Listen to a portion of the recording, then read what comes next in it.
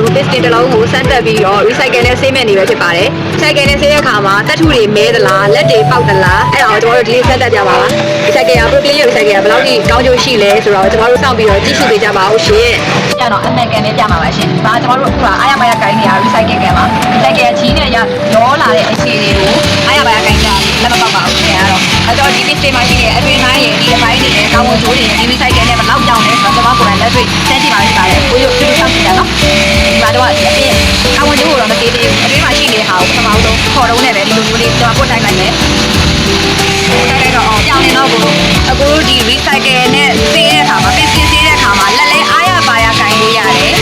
အာနိတင်ရောလေးပုတ်ရင်းအားကောင်းလေပဲညာကြီးမထားပါနဲ့အိမ်မှာအရင်ရှုပ်တယ်ဆိုပြီးတော့မလုပ်ပါနဲ့ recycle ကတော့တိတိကျကျလေးလုပ်ပါအကိုတို့အစီအစဉ်လေးနဲ့ဆန္ဒကြောင့်တိတိကျကျလေးသိကြနေတာပါပထမဦးဆုံးဒီမှာရှိနေတဲ့ piston ရဲ့ဒီလက်ထုပါအရေးကြီးတဲ့အစိတ်ပိုင်းအရေးကြီးတဲ့အစိတ်ပိုင်းကိုတော့ဒီလိုဆေးတဲ့အခါမှာ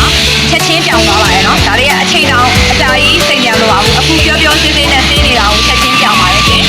ဒီရဲ့တရားကျွန်တော်ဒီလိုမျိုးလေးဆေးရတယ်ကိုပြောင်းတာဖြစ်တဲ့စိတ်ဆိုင်ကဒီမှာရှိနေတဲ့ ring ပိုင်းနဲ့တက်ထုပိုင်းကိုတော့တော့ဆေးကြည့်မယ်